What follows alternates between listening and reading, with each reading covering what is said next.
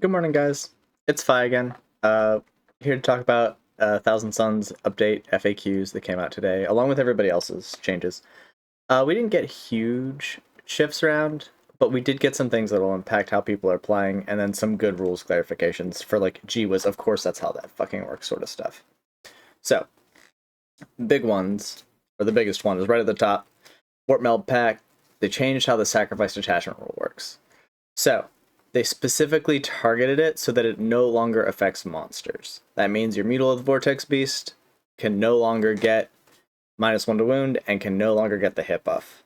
That is a huge hit to the Warp Melt Pact attachment because the Mutilate Vortex Beast was like your only damage dealer that could benefit from the stratagems, and now it can't benefit from the army rule. So that sucks. And then the next change that they've made that kind of shifts this rule to a worse for us but better for the game is that now you take the D3 mortal wounds at the end of the phase in which you activate the offensive or defensive buff. Doesn't really affect the offensive phase except for the fact that the guys that you sacrifice can still shoot, so that's nice. But the biggest change is here, if we zoom in on these guys, what a lot of folks were doing is they were saying, oh, I'm getting shot to fuck, or I'm getting meleeed. I'm going to take D3 mortal wounds and pray for a 3, or pray for a 2, and then they would kill these guys, and now all of a sudden you're out of engagement range, or you can't be shot because now you're out of range and behind a rune because the casualties happened before the attacks came in. So, if you were being tricky with it, it's a nerf to you, but honestly, like, while it's good, I hate shit like this in the game. I'm glad it got taken out. Small nerf for us, big buff for the game. Shicey things like that, annoying to play around. And it feels like a huge gotcha moment when your opponent's like, wait, I said I was charging you, you took a defensive buff to avoid the charge, and then killed the models I was going to charge? What the fuck is this? So, moving right along. The next, like, big change is to this guy, Winged Demon Prince Tzeentch. So, he has an ability called Aether Stride. They finally clarified that Aether Stride only triggers at all in your movement phase. So you can't rapid ingress him within 6 inches, which is what I've been doing with him. And you obviously, like, if you rapided him, you couldn't benefit from the shooting buff because it wasn't your shooting phase. But they have now explicitly stated that all of Aether Stride's abilities only happen in your movement phase.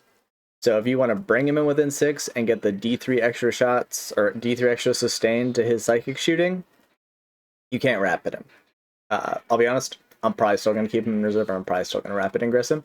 Because while Aether Stride is nice for the D3 sustain, I still want to charge him in and do damage 3 or damage 4 melee swings, because I usually put Arcane Vortex on this guy as well whenever I'm running Coven. So, small change here. Might impact how you're using him. Like, he's going to be worse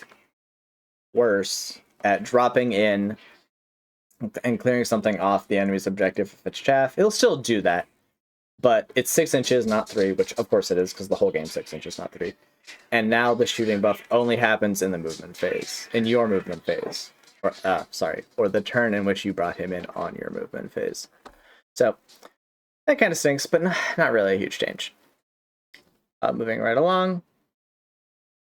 The other big change, and then there are a bunch of smaller changes after this, is again to our poor friend the Mutilate Vortex Beast. So they changed the Immaterium Flare Aura. So what this used to do is it used to give +1 to all of your channeling checks that were going to do mortal wounds to you. So, and that's whenever you're, you take your, you check for your psychic powers, you roll 2d6, you say, oh, I didn't make that, I'm going to channel, I'm going to add a third d6. You used to add +1 to the result of your casts whenever you channeled that third dice. And this is the change, it would stack with things like Magnus and Ahriman. So you can get Magnus +3, you can get Ahriman +2, you can get your Foot Demon Princes +2 or +3. They changed it so now it only goes onto things, so those numbers don't stack. So you can't get Magnus +3, but this will still buff your normal sorcerers just fine. It'll still buff your Foot Demon Princes just fine. So some minor changes, like honestly, this isn't really a nerf to the Mutilate Vortex Beast. It's more of a nerf to Ahriman. The poor guy, like, his gun's worse than the Exalted Sorcerer, and now he can't get +2 if he's next to a Mutilate Vortex Beast to his casts. So now it's just like, if you're bringing him, you're bringing him for infiltration tricks. So, sucks for him. Bad codex for Ahriman. Womp womp. The other changes are Flamers and Defilers got, or not Flamers and Defilers, Flamers and the Vindicators got their movement characteristics changed. Whatever. The Defiler, which we're not bringing anyway because he's on a 160 millimeter base, lost his Inferno Gambia profile. Oh no. And then the two biggest, most meta shifting impacts are to these two models right here. Our poor Infernal Master, he got the pistol keyword back on his pistol. And then, big change, the Rhino got 2 firing deck back. So, how I've been using my Rhino is getting better. Yay me. Now I'm going to be able to run this thing around, and on the turn where my guys aren't getting out, if I do need to expose him to like a squad, I can shoot 2 Soul Reaper cannons out the top. Or I can shoot the Arcane, or the Infernal Master, and the Sorcerer's Psychic Guns out the top if I want to. Downside, doesn't benefit from any like attachment rules. You can't put stratagems on to buff psychic weapons because most of them specify psych or unit, and he's not. But I'll take 12 strength 6 Soul Reaper cannon shots at 36 inches out of this thing. That'll be great. And then the FAQ section. So most of the FAQ stuff is like, gee whiz, but thanks for the clarification so people can stop arguing about this shit. The best change for the FAQs is that in the Risen Rubricate attachment, you can now officially attach HQs to the rubrics that you're infiltrating. That's great. Putting 2 5-man squads of rubrics out there with 2 Infernal Masters attached for Overwatch is, it makes that detachment a little bit better, in my opinion, than it was yesterday. And then, and I see this question all over the place, when using Cabal Sorcerer's Army rule, do I have to choose whether to channel the warp before rolling any dice? No, we knew that, but now it's in writing, black and white. And when you use Cabal Sorcerer Army rule, if I roll 1 or more doubles or triples, does my model suffer D3 more wounds if I choose to channel the warp? Yes, and that's the only time you do. So, good clarification there. Alright, overall, I don't think this is really going to change too much about how we're building our list or what we're doing.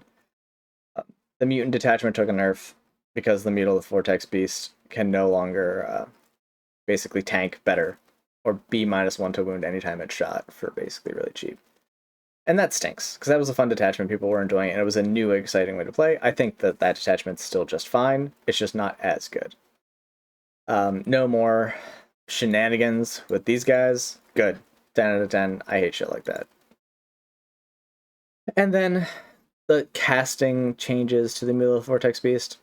Some people are going to be disappointed because it was nice to get Magnus with +3 and Armin with +2. It's not going to change my list because I don't run those models. I'm happy to be out of Magnus Prison. Like, I love playing without him. I know he is good and he's in basically a bunch of lists that are winning. But I'm happy to not have him around. So that's it for me for today for the update. If you like this video, I basically put this together because someone on it was like, why is there no Tsons content on YouTube? So if you like this, like and subscribe and comment. Help me get out there for my 18 subscribers. Thanks so far, you guys. Hopefully we can grow the channel. Have a good day.